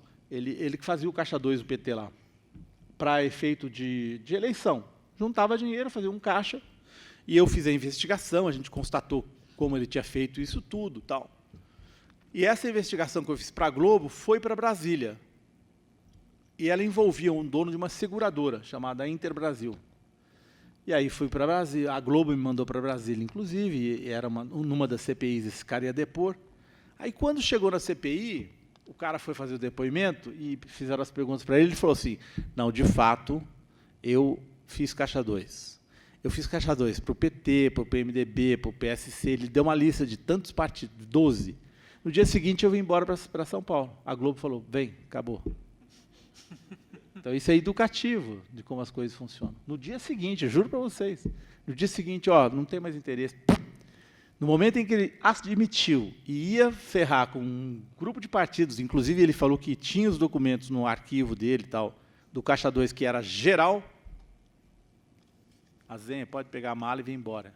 Por quê? Porque ele era direcionado como é a Lava Jato agora, né? O espetáculo da Lava Jato dá para ver como é direcionado. Não que não exista tudo isso que a Lava Jato está apurando. Existe e muito mais. Só que a divulgação e as decisões são direcionadas para obter um objetivo político. Aí faltou uma coisa que você falou, Jaqueline, o que era, hein?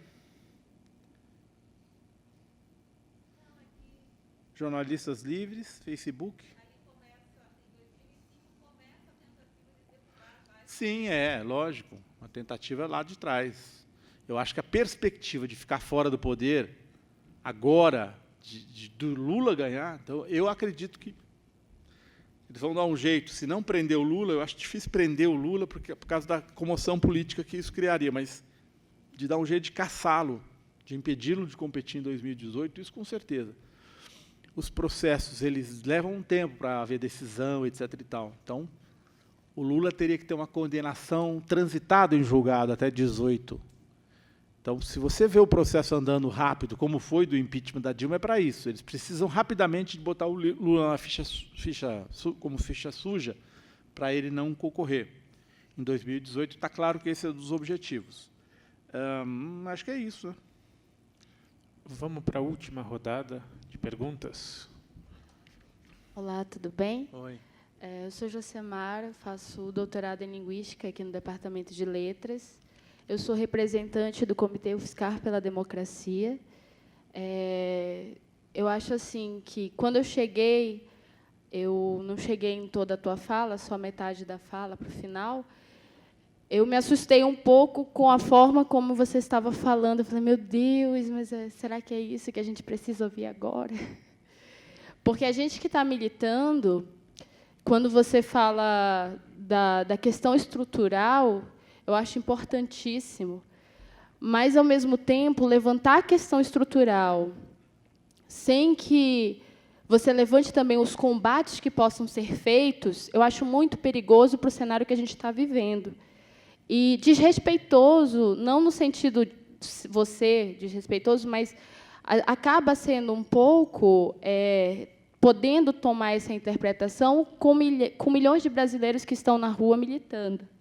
E, assim, colocando a sua vida ali, lutando pela democracia, não necessariamente a favor ou contra um governo, mas verificando na própria pele que já se perdeu muitos direitos e que muitos ainda serão perdidos. A exemplo disso, eu verifico eu como mulher, e eu não sei se todos sabem aqui, mas, por exemplo, a questão, e aí o papel das mídias alternativas é extremamente importante, porque nos chega somente, às vezes, através das mídias alternativas, questões extremamente importantes como qual vai ser o modelo de mulher que esse governo que está sendo implantado quer que aconteça a partir de agora.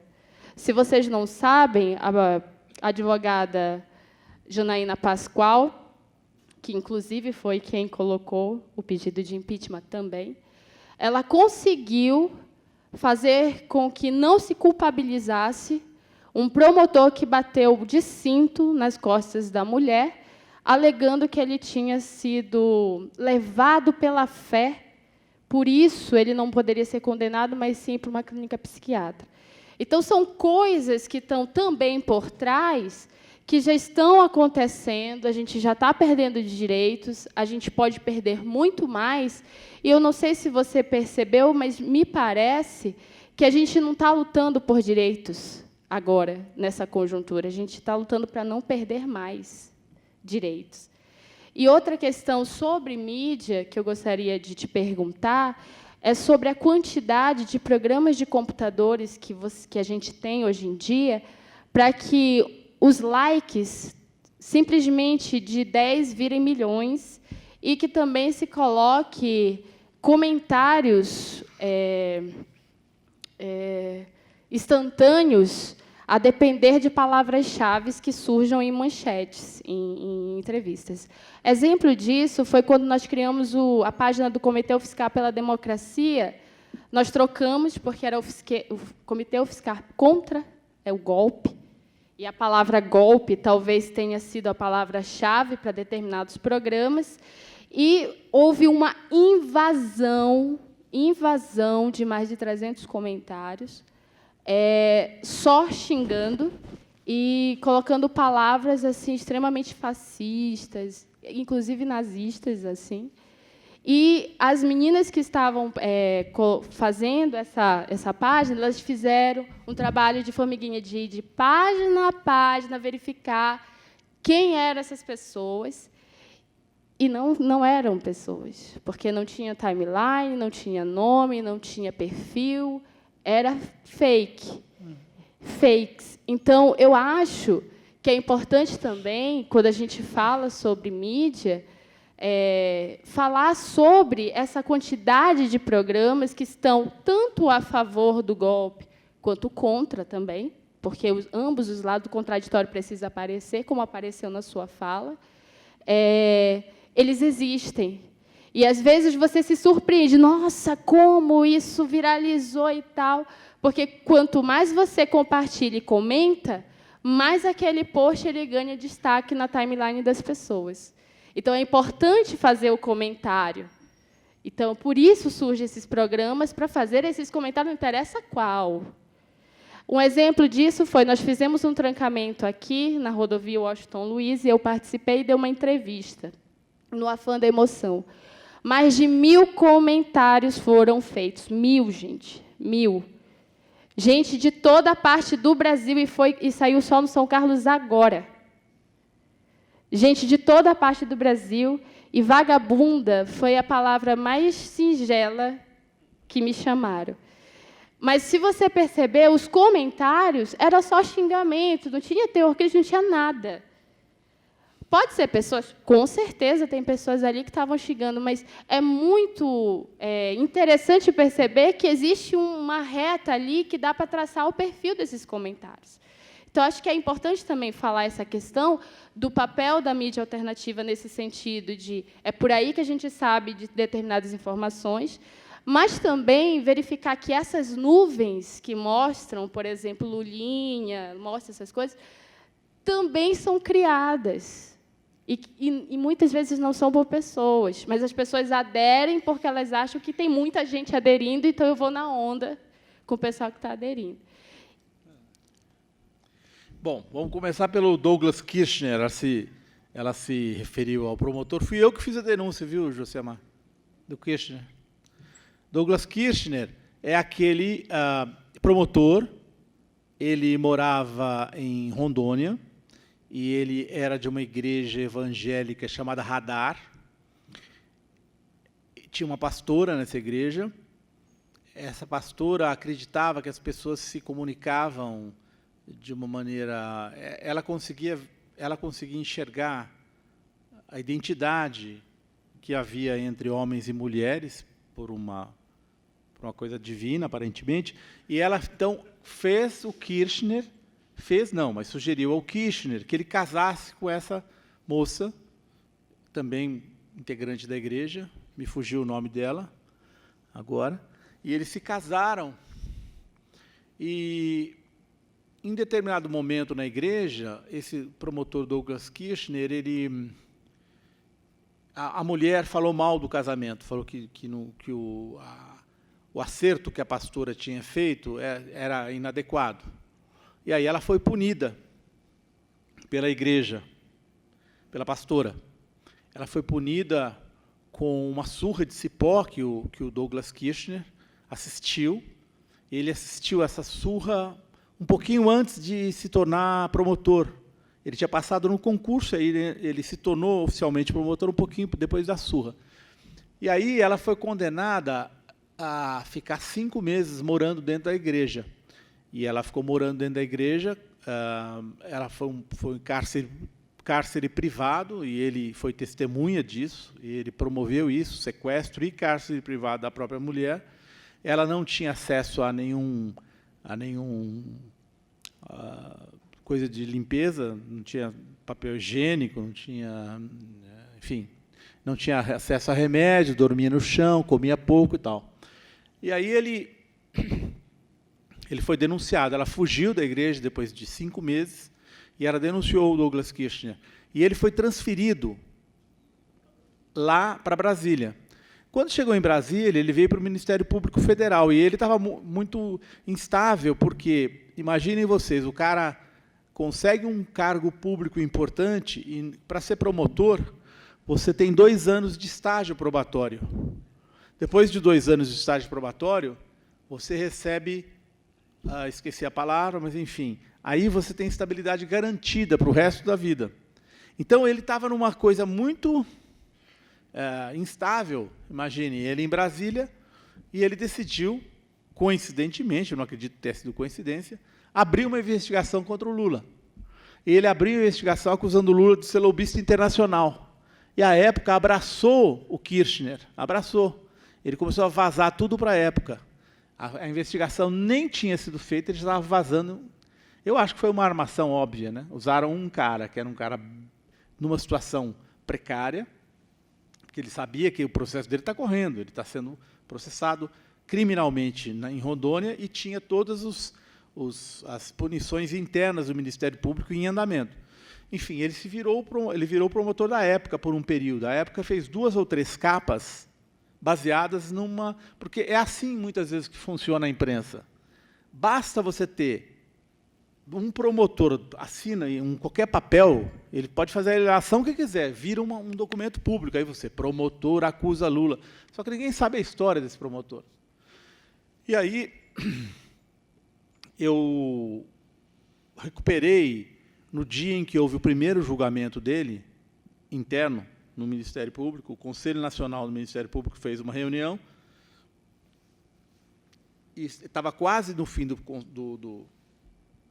do estágio probatório dele, e aí eles derrubaram, vitaliciedade, né? Se tornava vitalício. Eles votaram por maioria para não afastá-lo nesse dia. Isso causa, aí eu publiquei no meu blog, publiquei a íntegra das 5 horas de discussão que houve no Conselho. A Janaína Pascoal, ela se apresentou como advogada dele em cima da hora. Foi assim, ela caiu do céu. E aí, qual o argumento que a Janaína Pascoal, a moça que propôs o impeachment, usava? Ela dizia o seguinte: esse é um caso de liberdade religiosa. Então, você não pode, constitucionalmente, a religião ela é protegida. Você não pode condenar um cara se ele está seguindo preceitos religiosos. Que é um absurdo, obviamente, porque ele foi sequestro, cárcere privado, e ainda ele bateu na mulher depois de cinta, estapeou a cara dela algumas vezes, tal. A mulher dele ele deu área lá de Rondônia, está morando no interior do Nordeste. Eu estou atrás dela para fazer uma entrevista, não tenho conseguido, mas eu queria fazer para o blog muito. E aí, isso causou um escândalo muito grande, porque a sub do Janu é uma mulher muito séria. Ela, o Eco, era uma mulher seríssima, essa mulher. A subprocuradora-geral da Justiça, ela é excelente. É a mulher que a Dilma deveria ter limado o Gurgel e colocado essa mulher no papel de... Aí deu uma repercussão enorme isso. E aí o próprio Gurgel se passou a agir, e na reunião seguinte, aí sim, eles cassaram o Kirchner. Então, na verdade, José Amaro, o Kirchner foi cassado, ele não vai ser promotor mais. Né, ele já prestou o servicinho dele para ferrar com o Lula, e ele completou dia 4 de maio, ele completa os 2 anos de estágio probatório, ele vai ser demitido. Ele não vai ser promotor. Você falou de algumas críticas que eu teria feito. Não, aos movimentos, de maneira alguma, a militância eu não critico, não. Só que eu, como jornalista, não posso também dourar a pílula, eu tenho que ver o quadro. Como jornalista, eu vejo um quadro. Eu até vou aos lugares, eu me considero um jornalista militante, mas acho que o melhor caminho, eu não estou certo, obviamente, em tudo que eu penso, em 50% ou 30% do que eu penso, mas eu sempre tomo cuidado para não deixar com que a militância me segue sobre aspectos gerais. É só esse cuidado que tem, não, uma maior força para a militância toda. Você também falou... Qual foi a outra pergunta? Isso é essencial. Isso é muito importante. Isso é uma coisa que eu noto, viu, José Amaro, desde que eu comecei a trabalhar na internet. Eu comecei em 2002, 2003. Isso é óbvio. Existem programas de captura de palavra-chave. E uma coisa muito importante na internet, hoje menos, mas naquela época do começo era muito maior, é o seguinte: você bota um post ali. Quando eles são organizados, e muitas vezes há gente organizada, eles têm uma resposta padrão ao post. Porque é o seguinte, considera-se na internet que o primeiro comentário é muito importante para definir o que vem em seguida, a timeline. O cara que primeiro que ele, na época, era o mais lido. Hoje tem maneiras de mudar e tal, mas na época o primeiro era sempre o mais lido. O cara vai, ele rola a barra da internet e lê o primeiro, o segundo, o terceiro, ele desiste. Então, o primeiro era importante. Então, eu notei muitas vezes isso. Né? Colocava um post imediatamente, o cara não tinha nem tido tempo de ler. Então, por palavra-chave, é o que você falou, existe, isso não tem nada a ver com robô. Isso é claríssimo. Isso não é uma teoria de conspiração, pode ficar tranquila. Existem robôs que fazem a leitura de palavras-chave, de posts, e que postam comentários automáticos em função do que se pretende de repercussão, né? Porque tem muita gente que lê comentário. Segundo, os xingamentos na internet são formas de afastar leitores dos blogs. Quando você tem muito xingamento, as pessoas meio têm uma tendência delas a falar, não quero ficar... não quero, por exemplo, no meu blog, eu tenho uma ferramenta para eliminar automaticamente xingamentos. Se tem um xingamento, ele já vai para o lixo. Por quê? é uma tática que se usa para afastar leitor de um determinado blog. Então, o seu blog, o blog daqui que vocês criaram, é um blog bacana, vai ter discussão, etc. e tal. Vai ter gente de esquerda, de direita. Independentemente da tendência política do leitor, se ele olhar lá vagabunda, piranha, puta, não sei das quantas, essa pessoa ela tem uma rejeição e ela não vai mais frequentar o blog. Então, disse que é uma tentativa de dissociação entre as pessoas quando o xingamento. Então, por isso que o robô põe xingamento, porque é para tentar causar uma sensação negativa em relação àquele espaço, né? Então, tudo isso que você disse existe, sim. Robô é muito utilizado. E essas técnicas, para finalizar, professor, essas técnicas remontam às chamadas revoluções de veludo. Eu acho que vocês têm um pouco de conhecimento em relação a essas revoluções. Quando a União Soviética acabou, aquele espaço aquele espaço político, houve um grande vácuo no que eram as repúblicas soviéticas, né? A União Soviética ela acabou, a Rússia se preservou, mas todo aquele entorno da Rússia passou a ser como se fosse um vácuo político. Os governos eram muito fracos, eles tinham uma dependência histórica em relação à Rússia. Então, do ponto de vista dos Estados Unidos, houve uma decisão política de ocupar aqueles espaços. Essa ocupação se deu por ação política direta dos Estados Unidos, por ação da CIA, por ação de George Soros, de suas fundações, de fundações americanas, etc. e tal. E aí se desenvolveu, a partir de um ideólogo americano chamado Gene Sharp. Ele escreveu um livro sobre as revoluções não violentas. Ele trabalha num instituto de Boston. Me fugiu o nome do instituto agora, mas ele escreveu um livro muito famoso. Se vocês colocarem na internet Gene Sharp, vocês vão ver. Sharp. É Gene Sharp. Esse Gene Sharp desenvolveu essa teoria das revoluções não violentas. E elas foram aplicadas. Então, você tem várias teorias, porque eles falam a color revolutions, as revoluções coloridas. Então, teve a Revolução Lilás, a Revolução Vermelha, não, Orange, na Ucrânia, a Revolução Laranja. Você teve várias tentativas de derrubada, a primeira delas que deu resultado foi a derrubada do Milosevic, na Iugoslávia, né? Houve a partilha da Iugoslávia em vários países, derrubaram da Sérvia o Milosevic, usando uma revolução desse tipo. Como que ela era organizada? Redes sociais e jovens. Nesses países todos há um grande número de jovens desempregados. E nos jovens se localiza os jovens são muito voláteis politicamente, né? Eles se entregam com uma força muito grande. Então, o Gene Sharp, ele entendeu isso. Ele falou, nesses países que tem uma grande população de jovens e que você tem as redes sociais como uma forma de dar a volta no poder instituído, você tem um grande potencial de trabalhar com isso. Então, eles desenvolveram uma série de programas. Então, essas revoluções todas começam com o quê? Ocupação de praças. Veja o que tem de igual que aconteceu na Ucrânia, aconteceu em vários países. Na Iugoslávia, aconteceu na Geórgia, houve algumas tentativas. E depois isso foi para onde? Para o Oriente Médio, Praça Tahrir. Então, ocupar lugares simbólicos do poder é a lição número 1. Mobilizar os jovens através das redes sociais, como se isso fosse uma coisa espontânea, né? E aí você vê sinais disso no Brasil, né? Ocupação da Paulista, você vê muita militância, você vê esses grupos não estão querendo dizer, não falaram, a Folha foi atrás, inclusive, quem os está financiando. Então, você vê um certo vulto. Quem gosta de teoria de conspiração, mergulhe nessa, que também vale a pena. Você vê uns sinais de que isso pode ter alguma coisa acontecendo no Brasil em relação a isso, né? Porque essas revoluções, obviamente, não são...